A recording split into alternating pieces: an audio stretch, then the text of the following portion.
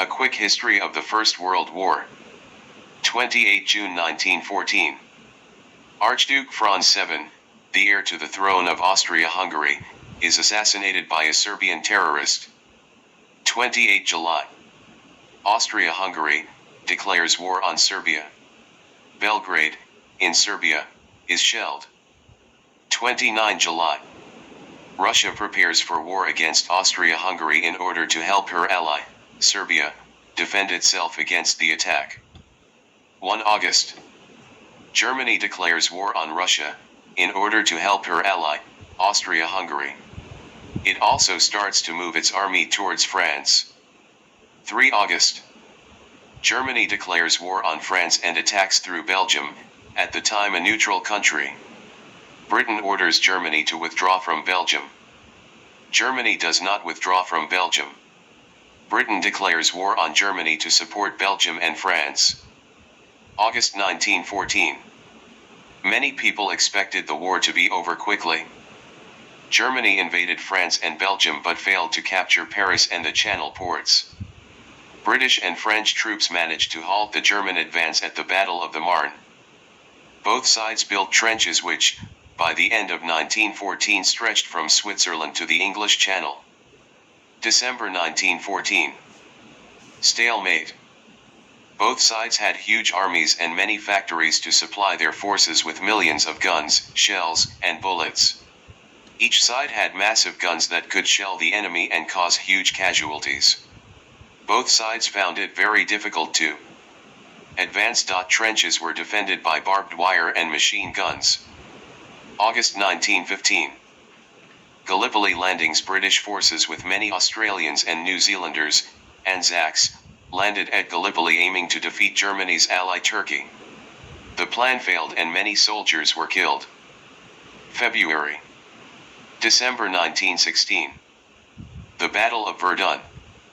German forces attacked French forts at Verdun hoping to wear down the French army. The French held out but 160,000 French soldiers lost their lives defending the town. July-November 1916. The Battle of the Somme. The British launched a major attack against the German line. The main aim was to relieve the pressure on the French army and force the Germans to move troops away from Verdun. However, things did not go according to plan. British bombardment would destroy German defenses. German troops would be killed. Their artillery destroyed. Enemy wire cut. 2 British aircraft spots German artillery. 3 British troops would advance across no man's land. Reality. Low cloud makes it difficult for aircraft to spot artillery. German artillery is not destroyed, it carries on firing. German barbed wire has not been cut. German troops shelter in deep concrete dugouts until the bombardment is over. They then come out of the dugouts to man their machine gun posts. The first day of the battle resulted in massive losses for the British Army. Casualty figures were over 60,000, 21,000 killed. By the end of the battle 8 kilometers of land had been gained. Also, the attack relieved the pressure on the French at Verdun. Germany was forced to move troops to defend the line on the Somme. If these troops had been free to attack at Verdun, the French may well have been defeated and knocked out of the war. However, over 400,000 British troops had been killed or wounded by the end of the battle. July-November 1917. The Third Battle of Ypres. In 1917 there was a large-scale mutiny in the French army. The condition of the French army meant that it was important for the British to launch a major offensive to keep the German forces occupied. The Allies' aim was to capture the Passchendaele Ridge. However, the Germans were determined to defend the ridge and were well prepared for the attack. For 2 years they had been building a line of concrete strong points. The situation was made even more difficult by the weather. Constant rain turned the area into a quagmire. The ridge was finally captured in November. By this point the British Army had suffered nearly 245,000 casualties. The First World War begins. Other countries join the war. In 1914, Turkey entered the war on the side of Germany. In 1917, the USA entered the war on the British side. The First World War. Why did soldiers carry on fighting in the trenches? Many films, novels, and poems paint a picture of tired, battle-weary soldiers struggling to survive in horrific conditions. The popular image is of a pointless slaughter, as hundreds of thousands of patriotic volunteers are sent into battle by stupid generals, who live in luxury many miles from the front line. Meanwhile, the ordinary soldiers suffer from a poor diet and a lack of supplies. They spend most of their days in poorly built and unhygienic trenches, constantly being shelled or bombed, surrounded by rats, lice and dead bodies. They are kept in line by strict army discipline. If they refuse to fight, they are shot at dawn. The Harvest of Battle, painted in 1919. What motivated men to sign up and fight? In 1914, Britain only had a small army, and it was soon clear that it would not be big enough to fight Germany and its allies. A recruitment campaign was established by Lord Kitchener. It was very successful. By the end of 1915, nearly 2 million men had signed up, and there were more civilians training to be soldiers than ever before in British history. Why did so many men volunteer to fight? Kitchener's recruitment campaign was based on 4 main aims.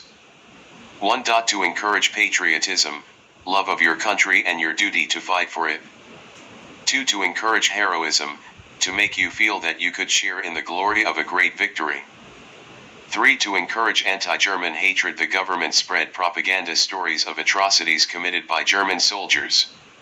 As the Germans advanced through Belgium during the first phase of the war, British newspapers carried reports of babies being killed by bayonet and women being attacked and raped.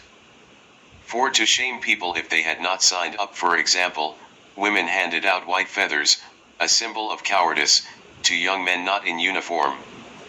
Men signed up to fight in the First World War for a variety of reasons. Some men signed up for an adventure. To escape boring, low-paid jobs. Many thought that the war would be over quickly. Britain would be victorious. They saw a chance of glory and an opportunity to prove themselves. For most soldiers, the main reason they signed up was patriotism. Most soldiers felt that they were fighting for their home and country. Schools stressed to children the importance of loyalty to their country and the willingness to defend their nation and their family. To die fighting for your country was seen as an honorable and glorious thing to do.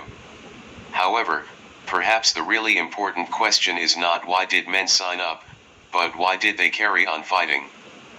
It is remarkable that there were very few deserters from the British Army, especially considering the large numbers who signed up. In 1917 there was a major mutiny amongst French soldiers and large numbers refused to fight on. However, this did not happen in the British Army. Clearly this is just one account of life in the trenches, but many other sources also seem to indicate that, whilst patriotism may have motivated some soldiers to carry on fighting, it was not the main motivation for the majority of soldiers. Your task is to find out what was. Explanation 1. British soldiers were well cared for. The army did as much as they could to keep morale high. A rotation system made sure that soldiers did not spend too long at the front line. The army tried to ensure that soldiers were well fed and that they received good medical care. Explanation 2. Trench conditions were not as bad as they have been presented in poems, films, and novels. Trenches were carefully designed and kept as hygienic as possible. Explanation 3. Army discipline. Men continued to fight because they were afraid of being punished if they did not follow orders. Explanation 4.